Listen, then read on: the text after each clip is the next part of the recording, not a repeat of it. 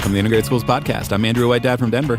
And I'm Val, a black mom from North Carolina. And this is How Schools Make Race with Dr. Laura Chávez-Moreno. This conversation we're going to share is about kind of this high-level question of how schools participate in the creation of race. Dr. Chávez-Moreno studied a couple of dual language programs in a middle school and a high school, and dual language is certainly a big feature for many parents and caregivers who connect with integrated schools. My kids have both, one is still in a dual language program, another one is no longer, but spent time in dual language. It's certainly a tool that many schools use to try to increase integration or at least desegregation because it tends to be a desirable thing for white and privileged parents. And we talked about it a bit before, way back in episode 13, Hopes and Hazards of Dual Language. There is real promise in creating these kind of intentionally multiracial spaces where you're democratizing the power of language, and also real hazards in not being conscientious about how race shows up in those spaces. Yes, and I think I had reached a point where I thought I had reached full understanding of race making, racial socialization. And so it was really important to be a part of this conversation and to revisit some of my ideas, to deepen my thinking in some areas, and to leave with questions. We have talked about the ways that race is a socially constructed idea. A number of years ago, we did in case you missed it, of the Seeing White from Seen on Radio podcast, really going deep into the ways that race is not a biological concept, but rather a social concept. And we're trying to deepen our understandings of the complexity of that today by looking at the Latinx experience. Our own grappling kind of matches some of what Dr. Chávez-Moreno went through in writing the book. She started out with this question of what is Latinx as a category? Is it an ethnicity? Is it a race? She wasn't really sure about it, could feel that there was an important difference in that. And this project helped her solidify her thinking about that. And so what we want to invite listeners to do for this particular episode is to release the things that you think you know about race, racism, anti-racism, and anti-race. Yeah, definitely a meaty conversation in this about avoiding being race evasive, or what you might call colorblind, wanting to create positive racial identities, but also recognizing that race itself is a construct. Its purpose is hierarchy. Certainly a lot of complexity in that we really got to dig into in this conversation. We are back virtually connected, Andrew, but just recently we had a chance to see each other. That's right. You were in Denver for a conference and we got to have brunch. It was lovely. It was lovely. My friend here picked me up from the airport, did not charge me. Yet. The bill's in the mail. That's right. Took me to a great brunch, showed me around, even made sure I had snacks for my hotel room. That's right. Thank you so much, friend. Yep. All right. We don't want to wait another moment, sir. Let's take a listen.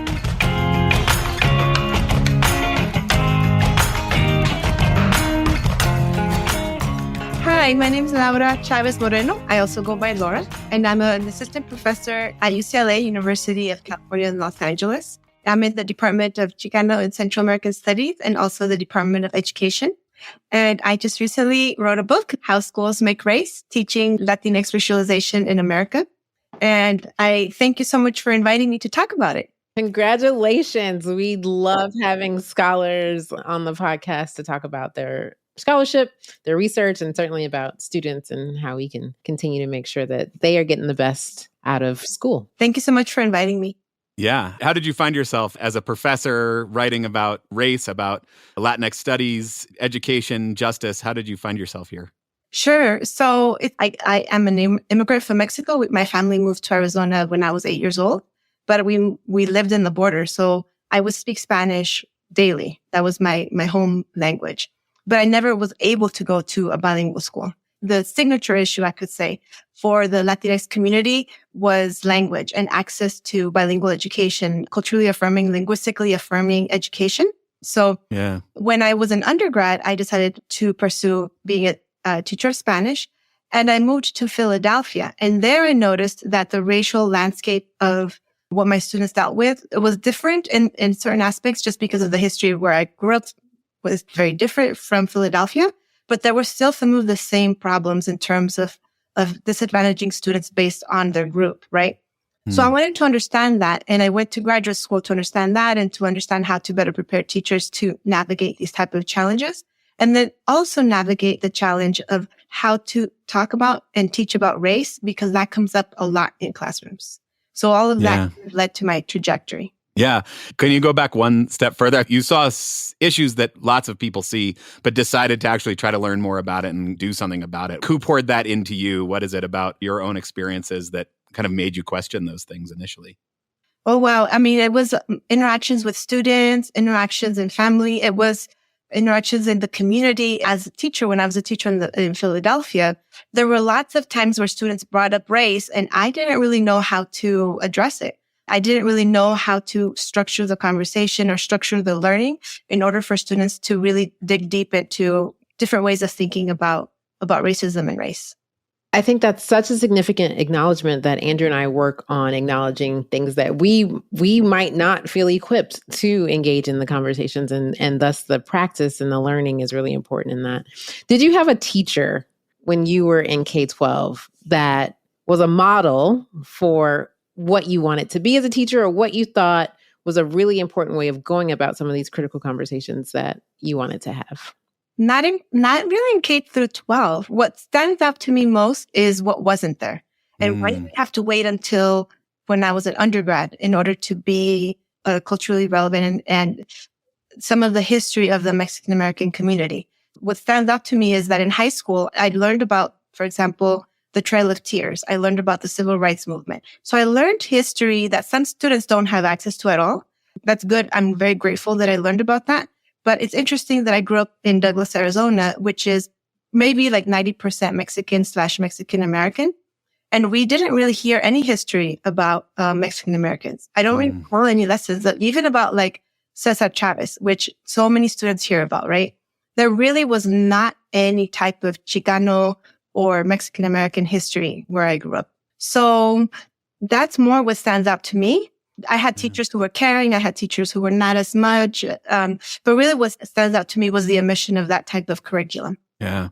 You know, on the podcast in the past, we've talked about race as a social construct. And I think a lot of those conversations have been largely historically focused. So sort of looking back at the past, and then also really focused on kind of the black-white binary. The addition of the Latinx category to the conversation really starts to complicate our understanding of what race is, of how we define these boundaries. To kind of set us up for the rest of this conversation, I'm wondering if you can help us set some context with some definitions: race versus ethnicity, Latinx, Hispanic, Chicano. What groundwork do we need to lay so we can really understand this conversation?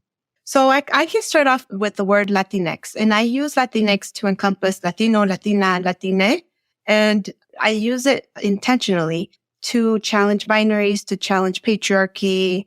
I also use the X instead of, for example, Latine. I use the X in order to remind us that the word itself derives from a Eurocentric way of labeling a whole continent. So Latin America Latin is something that European elites proposed in order to lay claim to or try to influence the people in Latin America. So I use that very purposefully in order to remind us that we really do need a different type of term that's not a colonizer term. Now, other definitions perhaps would be the idea of racialization, which is in the title of the book, right? How schools make race, teaching Latinx racialization in America. The idea of racialization is important because what I'm trying to do in the book is show that forming races, making races, constructing races, and you mentioned the social constructedness of race, this all has to do with the process. And the process is what we call racialization. And the process involves obviously time, so it's a historical element, but it also has to do with institutions in our society, influencing what are the ideas about what is race and what are the racial groups. As an institution, schooling is very important in order for our society to keep reinforcing. And even if it challenges what are the ideas, it's still challenging them within a way that our society is still racialized. So this is very important for us to understand that it's really a process, and institutions play an integral part in maintaining and reinforcing, and at times challenging or maybe extending the boundaries of what are the racialized groups in our society. Thank you. Yeah. So this is what you mean by making race in the title of the book, right? The race is not a fixed category. It's not based on some biological fact. We as a society are constantly defining it and redefining it. And so we can say that race was constructed, but I think maybe it's more accurate to say that race is constantly being reconstructed. It's an ongoing act. It's an ongoing process. And as you said, schools are a key place where that's happening. There's an opportunity in that because racial categories are constantly being redefined. And because school is a big place for that, we could leverage that. But we probably aren't really leveraging that as a society to change the ways that we think about these categorizations. Yes, I think that's really important. What I'm trying to do in the book is complicate the idea of what is Latinx and complicate the idea of some folks thinking about it as an ethnicity. I define ethnicity as cultural practices that are shared and interpreted in similar ways with a group. And I define race as a way to kind of lump people into groups regardless of their culture. So ethnicity, we're focused on how do you observe people's different cultures, whereas race is actually just interested in lumping people regardless of how they identify culturally. And one of the things that also I would like to add to the definition of race is that really it's a nefarious process. It is a process meant to oppress certain folks and to establish a racial hierarchy. So the difference between Latinx as a category versus Mexican, Venezuelan, Colombian, Puerto Rican, that those sort of cultural ethnicity-based definitions are different than this kind of lump categorization of Latinx. Yes, definitely. Yeah, thank you. Tell us a bit about the schools you studied, because you spent a lot of time in a school context really digging into the ways that these ideas of race and language and ethnicity all come together in a school. Tell us about those schools. Sure. It was 2 schools in the Midwest. One was a middle school and one was a high school. And the reason I did both schools was because they had the same bilingual program. And what I mean by that is that once the middle schoolers finished the middle school, their bilingual education program, they moved on to the high school. And this program is what's called a dual language bilingual education program. In the classroom, all the students are learning both English and Spanish, thus the word bilingual. But interestingly, half of the students would be identified as predominantly Spanish speakers, for example, from Spanish-speaking homes. And then the other half would be students who are wanting to learn Spanish from English-dominant homes. And the idea is that having the exposure to other students who are experts in the target language helps students learn and develop their own languages and their biliteracies. Another thing that I should mention is that the Latinx community really fought for this program. When I was doing the study, it was the first year of a senior class graduating from that program. And the community was very proud of the program. They had really fought for it, and they had been very conscious of the fact that they did not want a model of bilingual education that would segregate the Latinx students from the other students in the schools. Did this research help heal some part or clarify some part of your childhood or your past or your own educational experience? When you were doing this work, was this personal in any way that you left your studying and your writing saying, I needed that, or I wanted that, or I understand that better? Thank you so much for the question. So I definitely think that one of the things that the study helped me do is think about what is Latinx. Is it a race or is it an ethnicity? When I began it, I had questions. I had doubts. Is it really as simple as, for example, just skin tone or just appearance? Is that really what race is? So that's something that the study really helped me understand, because I was open to being incorrect. And by the end of the study, I started having more confidence in saying, actually Latinx is a racialized group. And then in terms of the actual aspect of bilingual education, it was really wonderful for me to sit in a classroom that was a bilingual education program and sit there and think oh, I wish I would have had this type of school. There was so many teachers there who really were wonderful teachers. And I was very excited that students have that opportunity. And I would love for students to have that opportunity more widely. And also for us to be very conscious of some of the challenges that bilingual education faces in order for us to not abandon it, but actually support it, because it does really important work in our society, even with the drawbacks. Right.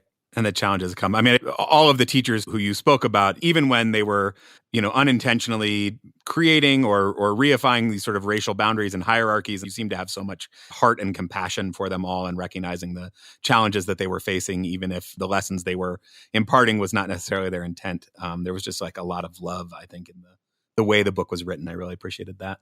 Oh, thank you. That makes me feel really, really good because I did want to convey that. So I'm so glad that you mentioned it and so glad that it came across. Thank you. Yeah. I mean, you weren't writing about me, so I don't know how the actual teachers feel, but it did really feel like there was a lot of love there. There are lots of people connected to Integrated Schools, the organization, whose kids go to bilingual or dual language programs, my kids included. And I saw so many parallels between the conversations that have happened at our school and the programs that you studied. Can you talk about the role of the dual language program in this process of race making that you lay out? The ways that kind of the language element of dual language played into that? So one of the things that I looked at in the book was how people were talking about race and then how the program was teaching about race. So I began the book by actually providing an example of a lesson about what was the difference between race and ethnicity that one of the teachers in the dual language program did for her high schoolers. And it was an ethnic studies course that they had. It was just one semester. And I started that to show how it could be that we teach about this explicitly, right?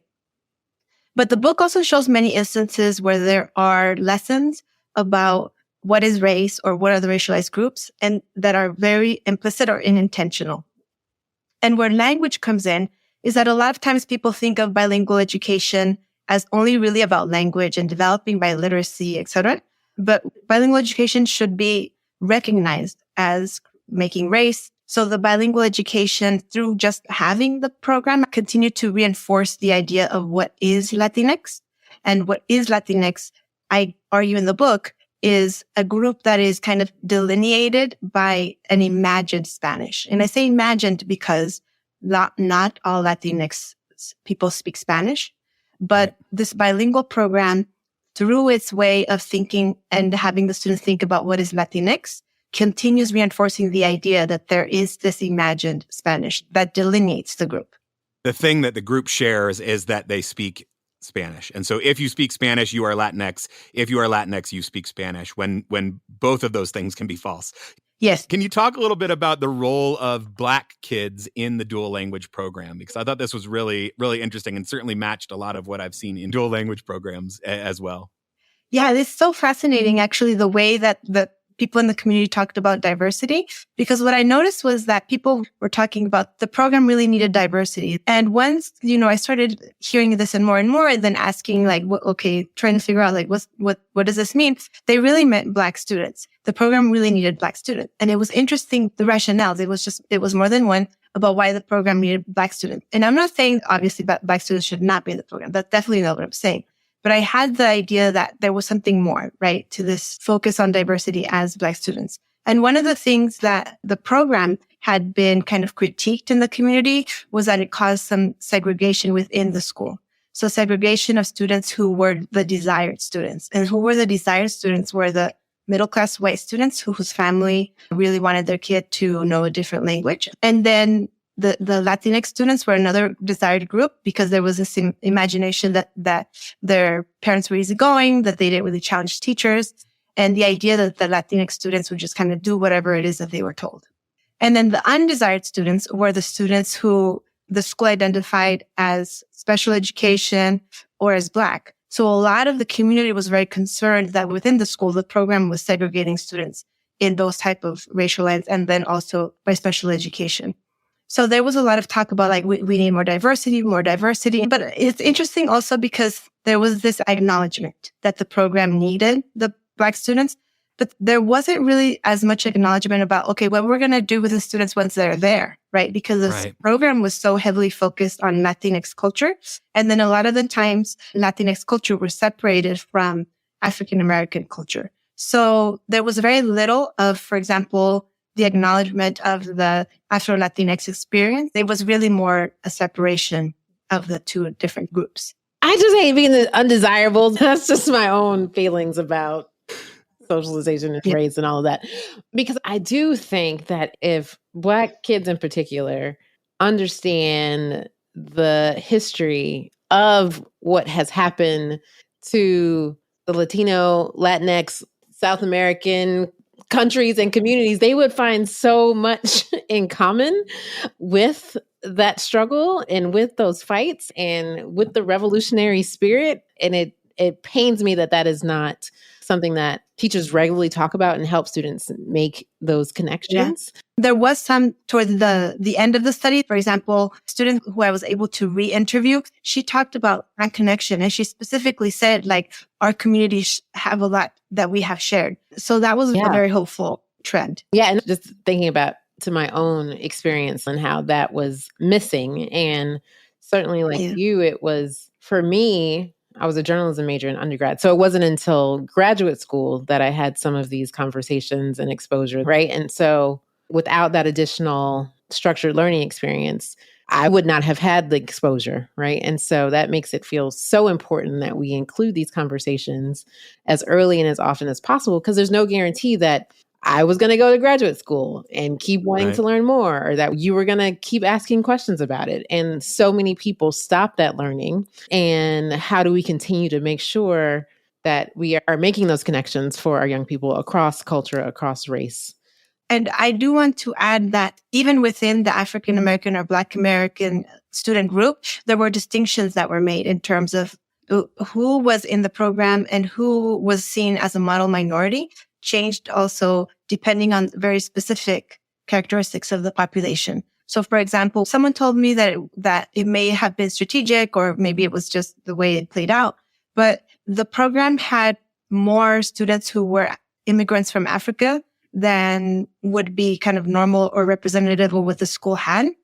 And those were the students who were seen as like the model minorities of the program. Because there weren't Asian students in the program, really. I mean, throughout the city, I think there was just 1 or 2 students in the program for the middle and the high school. So really the model minority in the bilingual education program were the immigrant students from Africa, or who their families were from Africa. Yeah, now that makes so much sense. Yeah. Again, back to the potential for good is in these spaces if we can have these intentional conversations, like you were saying, Val, and start the learning early, that there's so much good that can come out of it. And if we don't, then like the default, the status quo. I mean, you wrote the program constructed Latinx people, however unintentionally, to be separate from and at times in antagonistic relation to Black people. That if we're not conscious about it, that kind of the default is going to be to recreate these racial hierarchies that exist throughout society if we're not cognizant of it and thoughtful about it.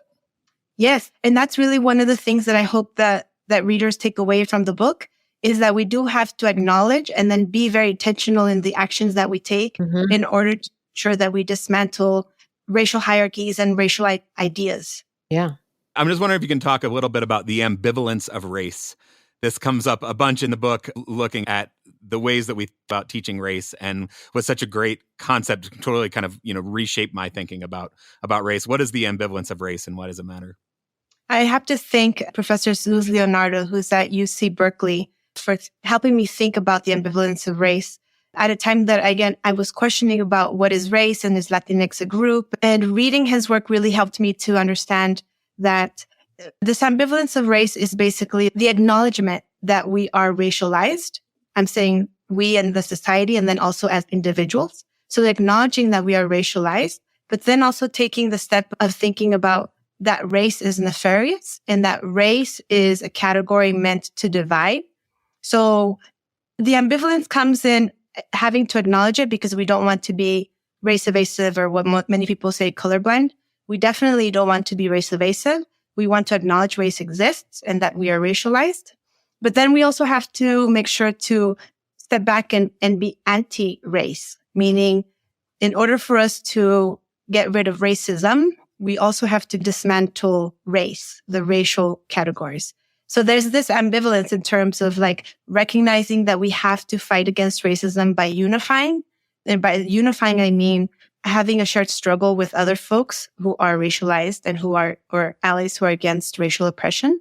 But then recognizing that really the end goal is to get rid of race itself also, because that is also an oppressive ideology. It's not just the racism. It has to be both. Separate from ethnicity, And like you said, not in a race evasive manner, not to say that we are all the same, to acknowledge that we have differences, but to also acknowledge that the ways in which we use race to differentiate ourselves is nefarious by nature, is designed to divide by nature. And you talk about this triple bind in the book of being pro-race. We want people to have a positive self-identity related to their race. That is a positive thing. We want people to practice anti-racism, and we want people to be anti-race so that eventually we end in a place where race is no longer a tool to divide us.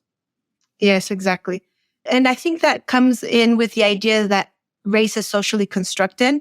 And Jose Leonardo really influenced me in thinking that if race is constructed, then there was a time that we as a society didn't organize our society by race. Mm-hmm. So we have to get to a place where we're also not organizing our society by race.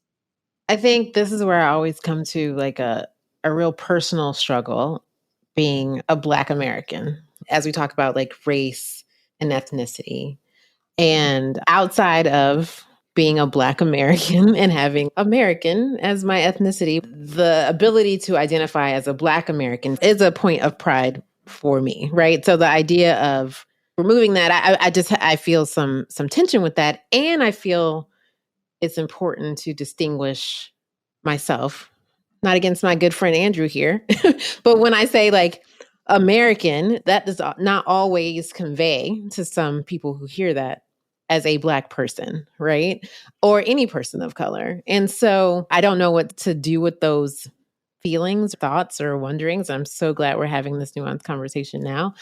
But I think that's a point of tension for me because I'm just not sure what to do with it. I am American. There's a flag right there, right? and I know this about myself. And also, I'm a Black American. I'm not a direct descendant of African immigrants, and so there's a tension there that I don't always know what to do with when we start talking about like dismantling the entire construct of race. Yeah, I agree with you. And I feel the same way in terms of being proud of being a Chicana. Mm-hmm. And then also thinking that the American doesn't describe my experience either.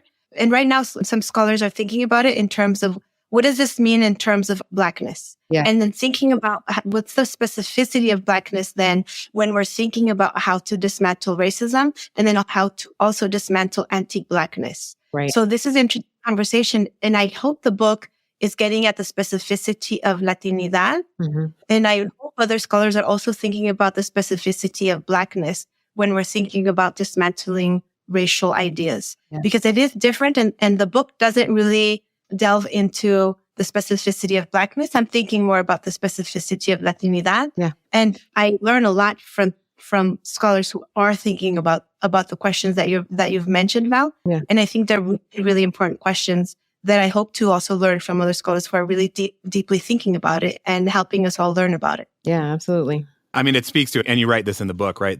Anti-race stance points out that racial identities are linked to restricting roles and activities, yet we cannot escape being racialized, nor is race evasiveness productive. This contradiction is not simply an unsustainable position. It speaks to the construction of race itself.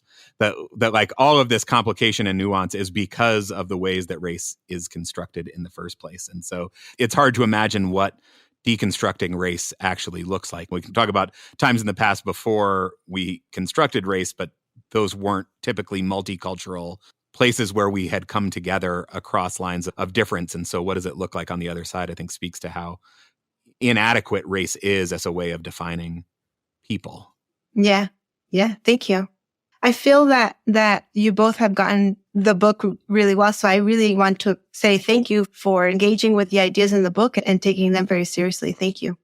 Absolutely. Yeah, it was a pleasure to do. So what should we do? What's your vision for an education system that is actually, living up to the promise of education versus the perils of recreating racial hierarchy?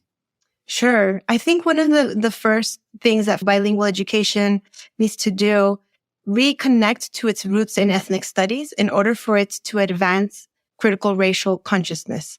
And it needs to do that by being also very ambitious about what it's teaching about race.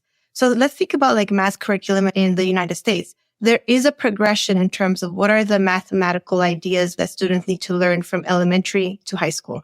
And obviously that is not sometimes done well in some schools. And then some students have access to some mathematical ideas versus others, etc.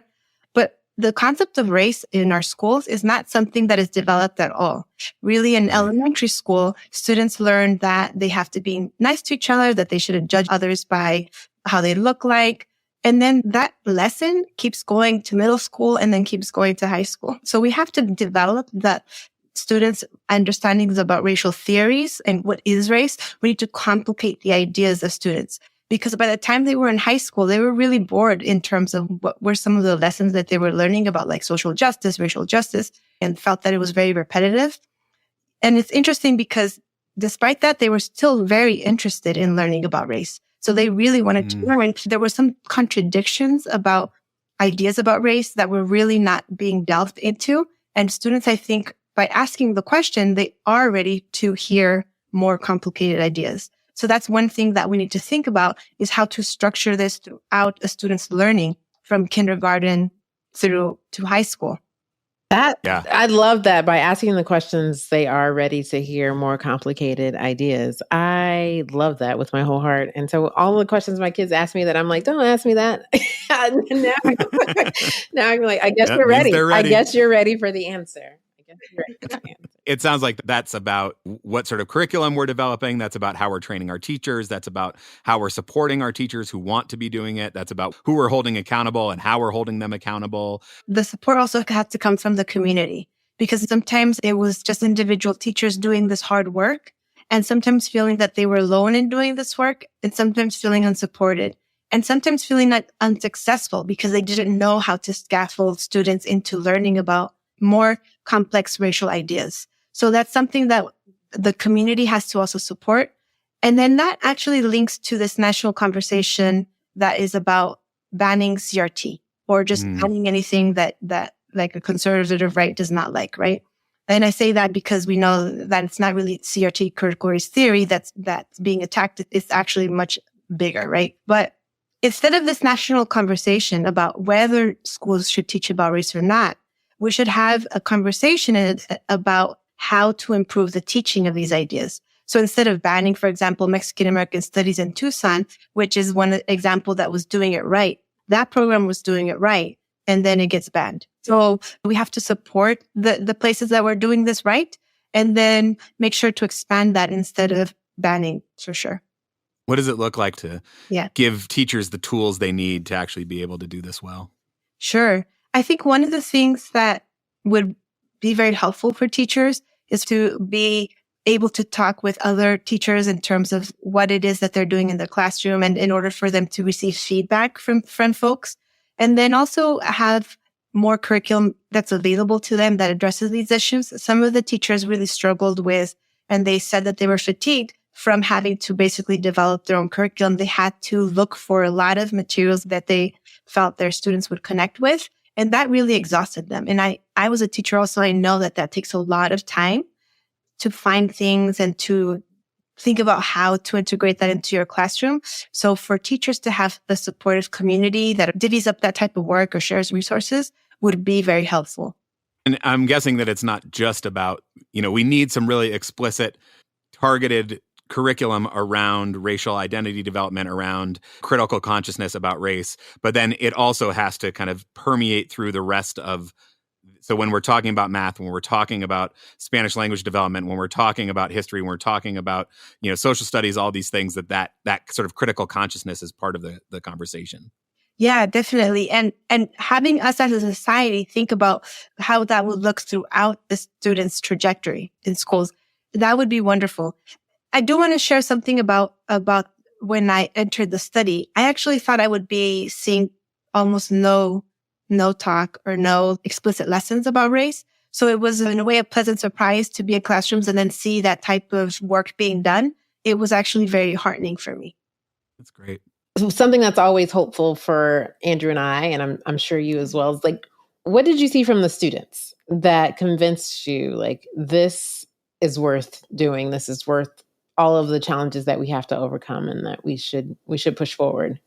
I don't remember the student's name in the book, but this recognition of these shared struggles, those were one of the moments that I really felt like, okay, something's being done right here. The student that I'm referring to is a Black student. And she was very clear about there being a struggle against racism and colonialism, imperialism shared by African-American folks and Latin American. So there was this very clear sense of like, our community has struggled and their community has struggled in very similar ways. So hearing that from the student really impressed upon me that this work is very important and it can be done right. That's beautiful. Yeah, there is hope. I mean, it's obviously there's so many places where we continue to ignore race to our own detriment. And yet you take these small examples of places where people are being really intentional and thoughtful about it. And there is so much potential. And it's not destroying kids. It's not, ruining them or convincing them to hate America. In fact, what it's doing is helping everybody find their shared humanity and recognize our shared struggle. And as Val often says, the only way we win is together. And what better place to be together than in a school, learning together in this sort of project of growing the next generation of citizens. It's really, it's inspiring. I actually just had a vision of what it might look like to get past race. And it's this conversation, right? And me learning more about you and always learning about Andrew and understanding the ways that we are connected and that we've had similar experiences feels like the path. And I can still be me without having to give that up. And that's cool. Right. I love that. Thank you so much for sharing that, Val, because it's something that I've actually also felt myself, but then it's interesting to be able to hear someone else also feel that. So thank you. Yeah, no, thank you. It's been great. Thank you. Thank you for the book. I'm so excited for it to be out in the world, for people to be able to digest these topics. I think it's just such a profound and complicated vision of race that is presented in a really easy to digest and full of love way. And really grateful to you for writing it, for coming on to talk to us about it. Thanks for being here. Thank you so much. I really do hope, and I wrote it with the intention of it being accessible. So I really appreciate you mentioning that it was. And I would love it if teachers and other educators read it and then also hear back from them. I would love that. So thank you so much. Absolutely. We'll put your contact info in the show notes and a link to the book for sure. Thank you so much. It was a pleasure speaking with you both. Thank you.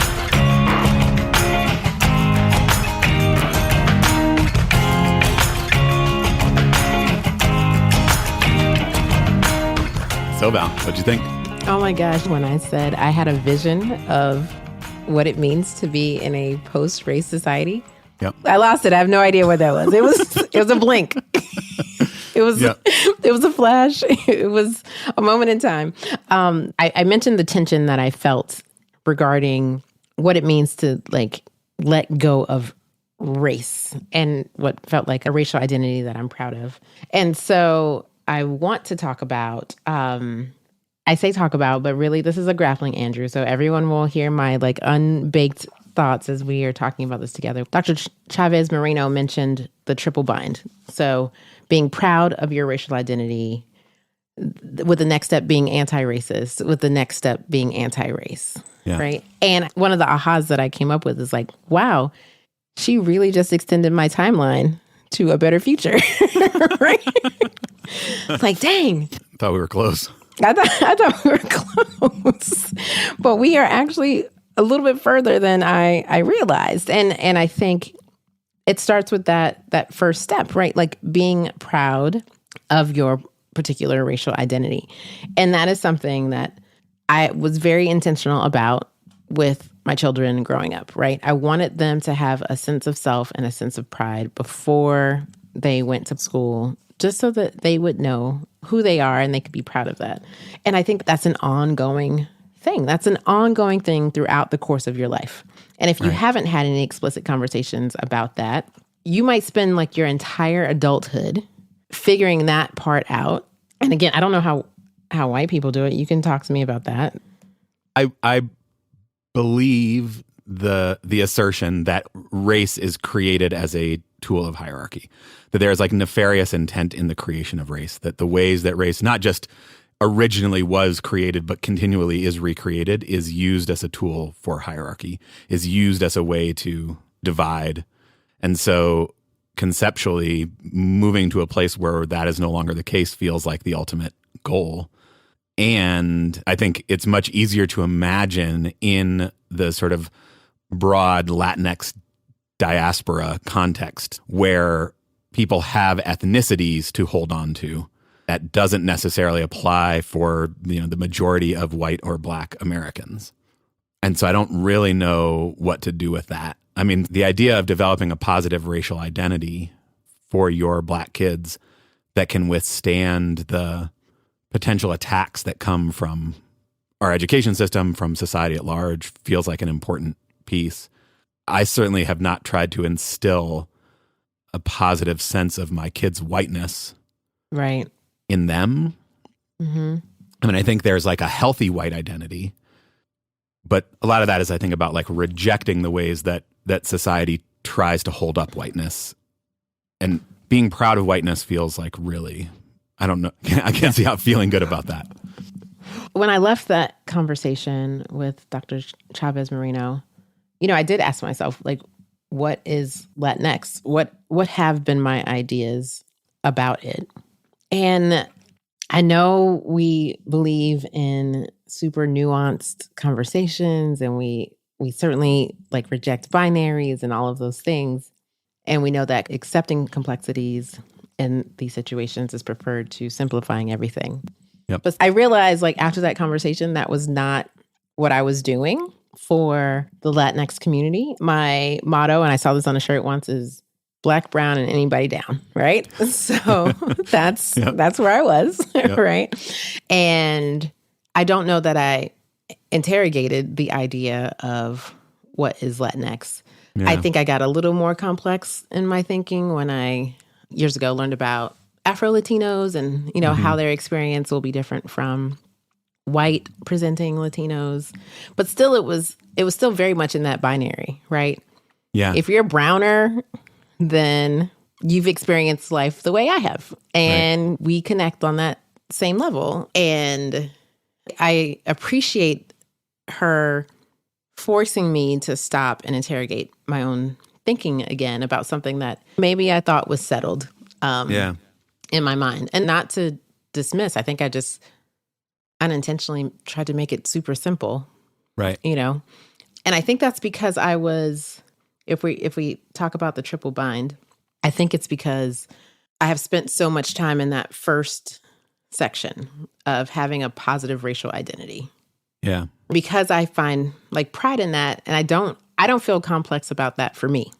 It feels simple to me. I'm a Black woman, Black American. I have a Black American experience in the most expected form, right? And so that was pretty clear to me. And so I think that I projected some of that onto others. Right. But like you needed to carve out that space. Like an American experience is not what you've had. I mean, it is a very much an American experience that you have had. But our concept of American experience doesn't encapsulate your experience as a Black woman. I mean, I've had a Black American experience. Right. But American is not sufficient. This is the problem with being anti-race, is like to say you have had an American experience, which is true, but that does not capture your actual lived experience as a Black American. So like what's the value to you of that like clarification of not just saying you've had an American experience, but you have had a Black American experience, of not just saying that you're an American, but that you're a Black American? This is where I'm open to not being sure. And I'm actually really happy for this moment to just not be sure again about some things that I think it means I'm growing. I think that distinction is important because of the uniqueness of our arrival to the country and our first several hundred years in the country. Maybe this is the question.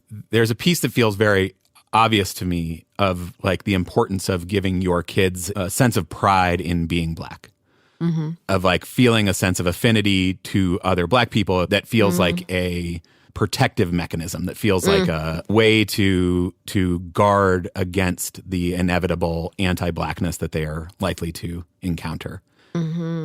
Is there something beyond that?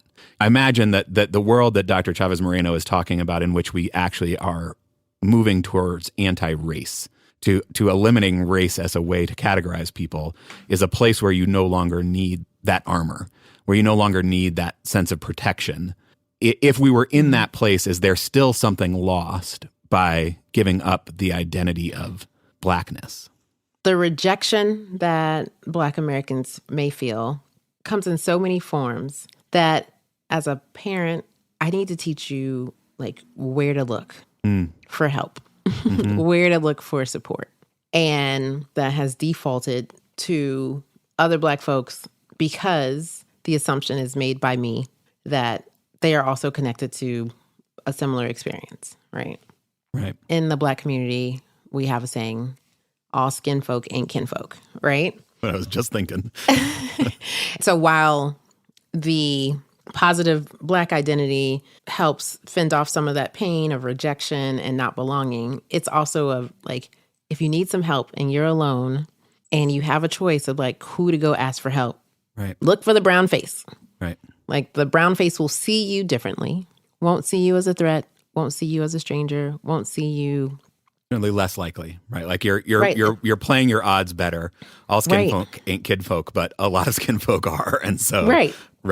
And so Yeah. you're like, if I need help, and help is general, right? We're not talking about like emergency situations, but if you just need some community, you need something, you need to look someone in the eye who will see you. as a full human, yeah. Yeah. I think that was part of it too, right? Like, how do you help prepare your children for the world? And the other thing I was thinking about, I thought of the triple bind as like a 3-step process, you know, positive racial identity, anti-racist, anti-race. And maybe that's not the image at all. It's not linear. It's like Correct. we're constantly working on all of them. Yeah. And we have to, right? So in addition to me teaching my kids, all right, you need some help, look for the brown people that, you know, will most likely see you as a human. And also, please know, all white people aren't racist or bad, and they will help you too. It's funny because I go back and forth with you in particular. I will talk about you specifically. And that I'm like, you know, you're my friend. I don't see your color, Andrew. But I will also absolutely ask you a white person question, right? So like, I want you to see me as a Black woman always, to understand that my experience has been informed by that. And I want you to see me as a homie, right? I don't want every one of our conversations to be about race and the impact on our lives. Fortunately, they're not. Right, exactly. Right. We just had a wonderful brunch conversation without that at all, right? Right. And so maybe it's concentric circles or something. And maybe it feels more possible in one-on-one relationships. Mm-hmm. And I think that, and maybe that's what it's always been about, right? Like, not trying to like change the whole system in one fell swoop, but how do we create these spaces that are positive racial identity? We both identify as anti-racist, and we both know that like our relationship is not only based on race. Yeah. And maybe that was my vision. Maybe I got my vision back. Yeah, see, it came back. Here we are. I do think the idea of a world in which we have set aside race, that race is no longer a thing, feels so far away. Like you were saying, like the timeline has really changed. Feels so far away and so hard to even conceive of. You know, and I don't think there are any models of kind of real, truly multiracial, pluralistic societies that don't use some form of kind of hierarchy making based around physical characteristics, usually about how dark your skin is. So like to conceive of arriving there feels really hard for me. But I wonder if kind of to your point of like, how do we live in all these spaces at once, is like recognizing the ways that race is a tool designed to divide, that the construction of race was designed to divide us. I think probably the first place to start in that is in our interpersonal relationships. Yeah. You know, at integrative schools, we say relationships are the unit of change, that like in our personal relationships, we have to get past race. We have to not ignore race. And I think the way that certainly growing up, I was taught to do that was to ignore race, was to say, I don't see color. I don't see race. That's not a thing. And we know that doesn't work because there is something real to the conversation earlier. Your experience is not the same as my experience. Right. We are both American, and yet we have had different experiences. I mean, obviously, every person has a different experience than every other person, but like part of what is significant about the difference in our experience is your identity as a Black woman. Right. And so for me to ignore your identity as a Black woman fails to see the totality of you. I have to take that into consideration of who you are. And you are more than just your racial identity. You are more than just the experiences that are about your racial identity because you have also had this whole other set of experiences. And I think that's the vision of anti-race that I can kind of wrap my mind around. A society that has actually moved past race feels much harder, but holding out that kind of idea that we have to be able to acknowledge race and then set it aside feels like, I don't know, I can get behind that. Yeah. So in a racially just world where we have corrected all of the harms, then we can get out of our own way, right? Mm-hmm. And so I think racial justice is the gateway to anti-race. And I think there's so many systems and structures in our society that work counter to that. And this, to come back to the Integrated Schools podcast, the reason that there is such potential in schools is because it's so much easier for kids to do that. It's so much easier to do that work, not easy by any stretch, but easier to do that work the younger you start and the more that you start based in real meaningful relationships versus kind of intellectual exercises.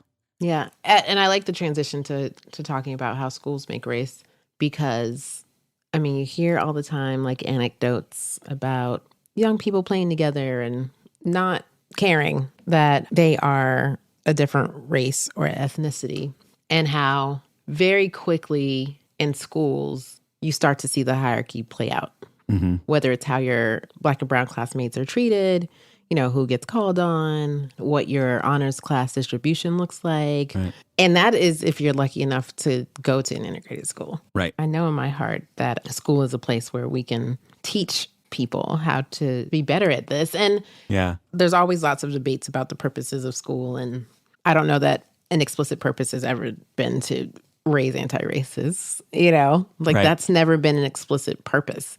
Certainly not as a society, not like across the country. Yeah. Right. We might have pockets or schools that might want to do that. And so any adult in there who is trying to do that is working against the status quo. And I think that's something that Dr. Chávez-Moreno mentioned, right? Like teachers are exhausted about trying to figure out how to do this themselves. Yeah. Because they don't have the institutional support to do it. In fact, it might be banned for them to do it. And I think it's because there's a belief by dominant cultures that if marginalized cultures have a positive perception of themselves, whether it's race, sexuality, gender, then it is automatically anti the dominant identity. And that's not true. I'm just trying to figure out how to love myself, right. Love is not zero sum. No. And so for whatever reason, it feels like a threat for marginalized folks to have a positive identity. I think what do we do about this question that we asked Dr. Chávez-Moreno, and she talks about the need to kind of bring back critical consciousness. The roots of bilingual education were in critical consciousness, and we sort of lost that. We need to bring that back to dual language, to bilingual education programs. But I think we probably need to not bring that back, but bring that to the rest of our education system. I think about Sharif El-Mekki on our show talking about his, African Freedom School.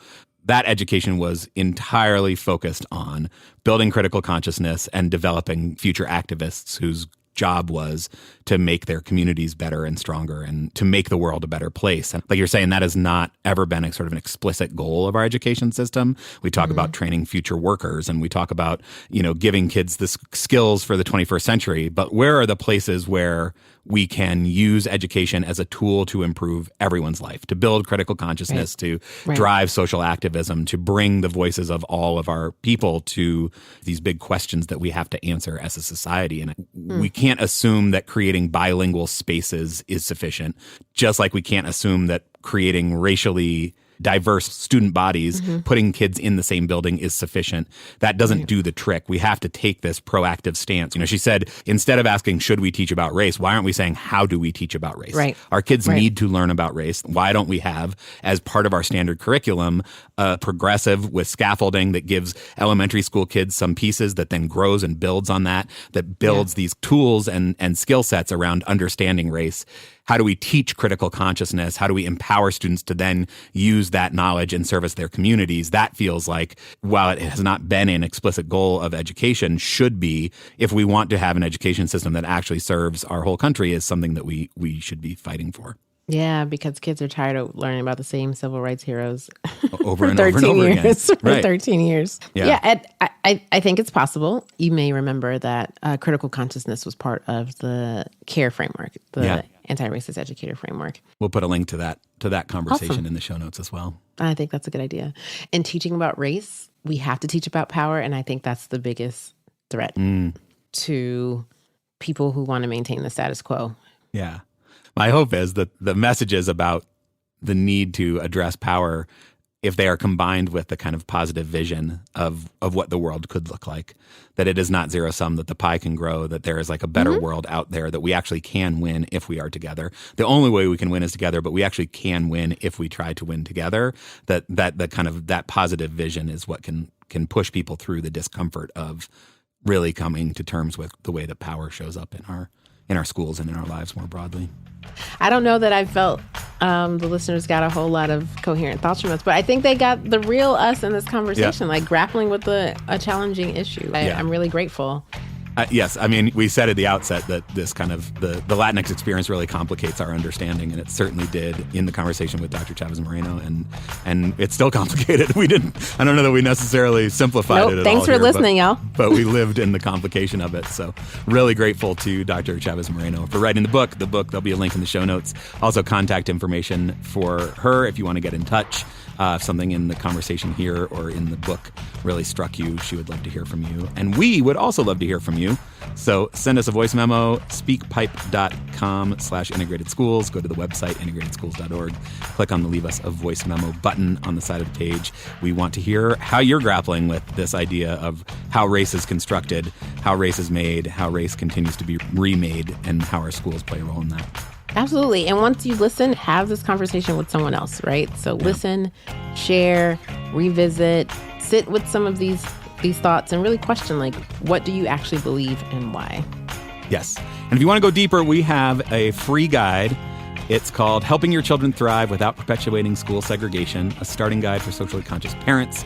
There'll be a link to it in the show notes, so definitely check that out. That's awesome. Thank you so much to our listeners who have joined IS Plus. We're trying something new, and we want everyone else to get on board as well. So join IS Plus. You'll get some bonus episodes, bonus conversations, and it helps us keep the lights on.